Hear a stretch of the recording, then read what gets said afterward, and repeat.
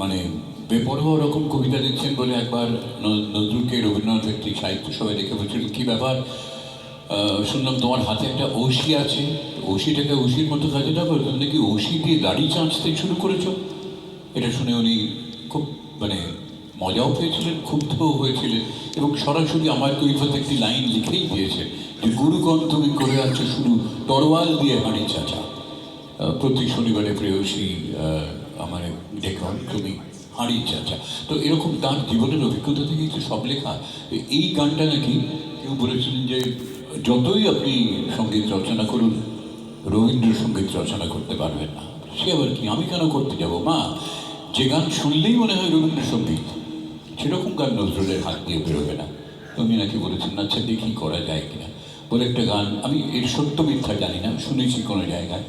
আমরা একটা নাটক করতাম রঙ্গনায় বেশ কিছু বছর আগে, তাতে এই গানটা ভারী সুন্দর করে নাটকে অ্যাপ্লাই করা হয়েছিল। সেই থেকেই প্রতিদিন মানে সপ্তাহে 4 দিন করে তো গানটা শুনতাম। গানটা খুব মনে ধরে গিয়েছিল, সেটাই একটু শোনানোর চেষ্টা করছি। আমার গানের মালা আমি করব কারে দান, আমার গানের মালা আমি করব কারে দান।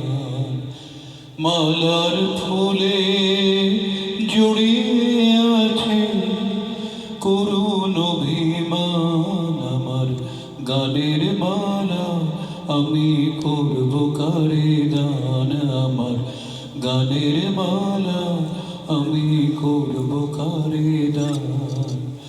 চোখে মলিন কাজল রেখা কণ্ঠে কারে কুহুকে কা, কপলে যার অশ্রুরেখা একাই যাহার প্রাণ, আমার গানের মালা আমি করব কারে দান, আমার গানের মালা আমি করব কারে দান। শাখায় ছিল কাঁটার বেদন, গলায় সূচির জ্বালা, তাই কণ্ঠে দিতে সাহস না পাই অভিশাপের মালা। বিরহে যার প্রেমারতি আধার লোকের অরুন্ধতী, নাম না জানা সেই তপতি, তার তরে গান মালা করল তারে দান।